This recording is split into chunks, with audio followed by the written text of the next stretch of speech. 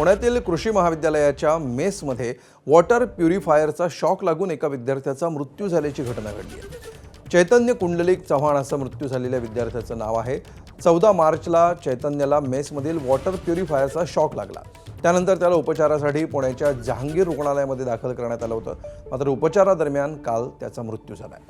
दरम्यान महाविद्यालयाच्या हलगर्जीपणामुळे चैतन्याचा मृत्यू झाल्याचा आरोप विद्यार्थ्यांनी केलाय। दोषींवर गुन्हा दाखल करावा या मागणीसाठी विद्यार्थी आंदोलन करत आहेत। दरम्यान चैतन्य हा मूळचा बीडच्या आष्टी तालुक्यातला आहे। त्याचे आई वडील शेतकरी आहेत। तो कृषी महाविद्यालयामध्ये एबीएम म्हणजेच पोस्ट ग्रॅज्युएशनच्या पहिल्या वर्षाचा विद्यार्थी होता। सगळे विद्यार्थी आहेत ते आक्रमक झाल्याचं आपल्याला पाहायला मिळतंय।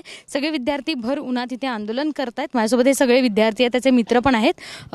काय नेमकी आता मागणी आहे, कारण चैतन्याचा तुमच्या मित्राचा मृत्यू झाला? आमची अशी मागणी आहे की जे म्हणजे प्रशासन या सर्व गोष्टींसाठी जबाबदार आहे, तर यांच्या निष्काळजीपणामुळे आणि बेजबाबदारीपणामुळे हे सर्व घडलेलं आहे। तर आमची पहिली मागणी आहे की यांच्या सर्वांवर जे जबाबदार आहेत अप्रत्यक्ष आणि प्रत्यक्ष प्रकारे त्यांच्यावर योग्य ती कारवाई झाली पाहिजे।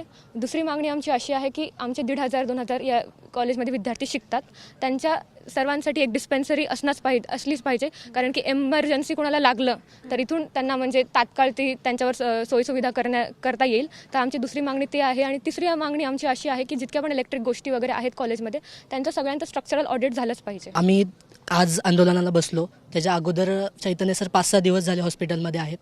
तिथे पण कॉलेजने आम्हाला पाठिंबा दिला, पण जी चौकशीचा मुद्दा आहे की बाबा जे कोण जबाबदार आहेत त्याबाबत अजून समिती गठीत नाही झाली। त्याबद्दल कोण जबाबदार आहे अप्रत्यक्ष प्रत्यक्ष पण त्यांच्यावर कारवाई होईल का नाही त्या बाबतीत कोणीच अजून काही दखल दिली नाही आहे। आणि सर्वात महत्त्वाचं आज आम्ही आंदोलनाला बसलो आहे, त्यामुळे हे सर्व आमच्याकडे येतात म्हणतात की आपण तुमच्या मागण्या मान्य करू, पण जेव्हा आम्ही स्वतःहून जात होतो, अर्ज घेऊन जात होतो, तेव्हा कोणीच आमच्याकडे लक्ष देत नव्हतं। साधं वॉटर फिल्टर नीट करायला अर्ज द्यावा लागतो का प्रशासनाला, वसतिगृहाला? ह्या सगळ्या मागण्या ज्या आहेत त्या आम्ही घेऊन आलेलो आहोत। भरमसाठ ऊन आहे आणि त्या सगळ्या उन्हात हे सगळे विद्यार्थी आहे आपल्या मित्रासाठी न्याय मागायसाठी इथे आलेले आहेत। कॅमेरामन विजय राऊतसह शिवानी पांढरे, एबीपी माझा, पुणे।